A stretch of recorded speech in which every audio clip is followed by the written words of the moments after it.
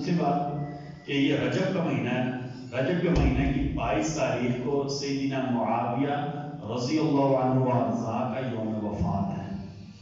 تو ہمارے جو صحابہ کے دشمن ہیں، جن کے دل میں صحابہ کے بغض ہے، انہوں نے 22 رجب کو کیا کیا؟ کنڈوں کی ایک اپنی طرف سے رسم ایجاد کرے۔ کنڈا عربی کا لفظ تو ہے کوئی نہیں، ٹھیک ہے نا جی؟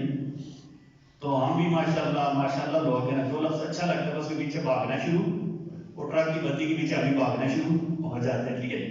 تو اس شرعاً کوئی نہیں، بلکہ یہ سیدنا معاویہ کی یوم وفات ہے۔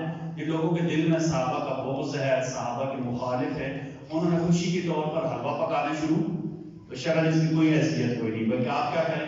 اپنے بچوں کو، اپنے اولادوں کو، اپنے گھر والوں کو کوئی بھی چھوٹی سی کتاب لے لیں، اس میں صحابہ کی عظمت ہو، سیدنا معاویہ رضی اللہ عنہ کے فضائل ہو، آپ اپنے گھر میں بیٹھ کر بیان کرنا، اور علماء سے بیان کرنا، آپ سیدنا معاویہ کے فضائل سنیں، تاکہ کم از کم نبی کریم صلی اللہ علیہ وسلم کے صحابی کاتب وحی خالد المؤمنین ام المؤمنین سیدہ ام حبیبہ کے بھائی ہیں، سارے مسلمانوں کے مامون رکھتے ہیں رشتے میں، ان کے فضائل ہمارے گھر والوں کو کم از کم پتہ ہو۔ ہم کیا کہتے ہیں؟ صحابہ کے دشمنوں کو پروپیگنڈا میں کس صورت میں نہ ہے۔